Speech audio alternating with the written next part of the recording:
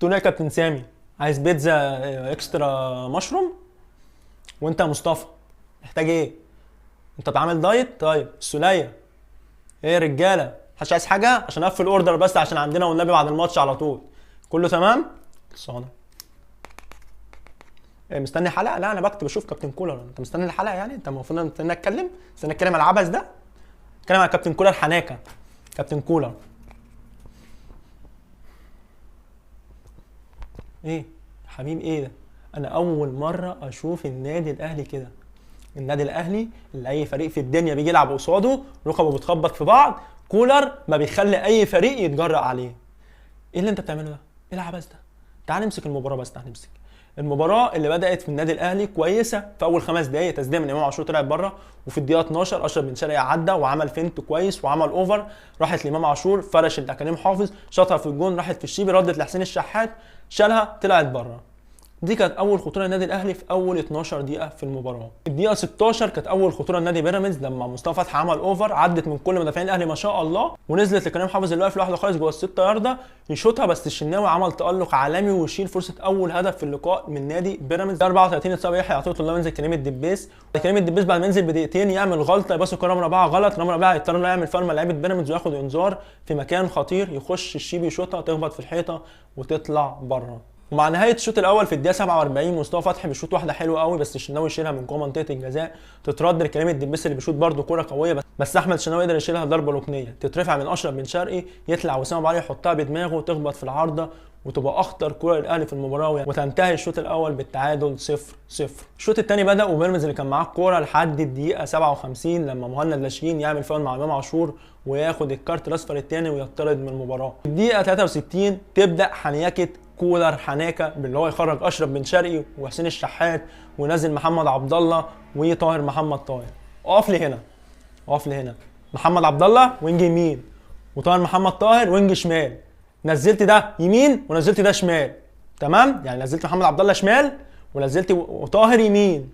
بعد 5 دقايق طاهر رجع شمال ومحمد عبد الله راح يمين. ايه بقى؟ هل ايه اللي انت عملته ده؟ يعني هل ده ايه بقى؟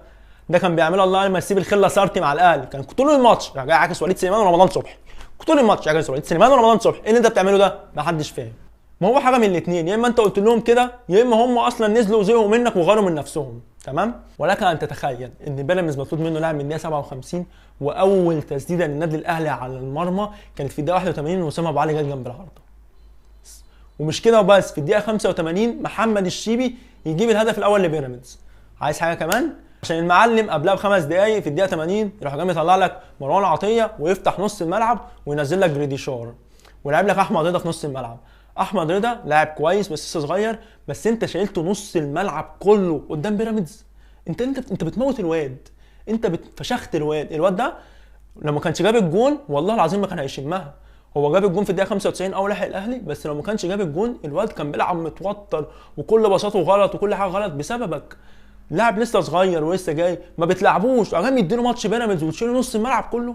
تنتهي المباراه بالتعادل 1-1. نخش بقى على السلبيات والايجابيات. ايجابيات الاهلي 3 لعيبه: امام عاشور رقم 1، محمد شناوي رقم 2، اشرف داري رقم 3. تعال لي بقى في السلبيات. كولر مستر حناكه الشوكولاته السويسري اللي فين الورق؟ شوف مهاجم بيراميدز كسبان وبيتنطط على الخط عايز فريقه يجيب الثاني ومطرود منه 1 وانت هتقلب كلب علينا. ايه ده؟ السلبيات: رقم 1 كولر، رامي ربيعه، محمد هاني، يحيى عطيه الله قبل ما يتصاب، اكرم توفيق، مروان عطيه، حسين الشحات، وسام ابو علي. 8 لعيبه منك لله. تخيل ان 8 لعيبه في الاهلي سيئين مفيش الا 3 بسببك. يعني ايه تطلع بن شرقي من الماتش؟ خدها انا نسيتها. يعني ايه تطلع بن شرقي؟ يعني ايه يبقى عندك اشرف بن شرقي وتطلعه؟ ازاي؟ ده هو الوحيد اللي هيقدر ياخد لك كوره ويقدر يعمل لك خطوره، وتنزل لاعب عنده 19 سنه وتلعبه شمال. انا هتجنن. انا زملكاوي، انتوا عارفين انا زملكاوي. انا من مصلحتي الاهلي يكسب مش بيراميدز. انا مش عايز بيراميدز ياخد الدوري. هتقول لي انت زملكاوي ازاي يا حبيبي بص على الدوري، انت مركز 3.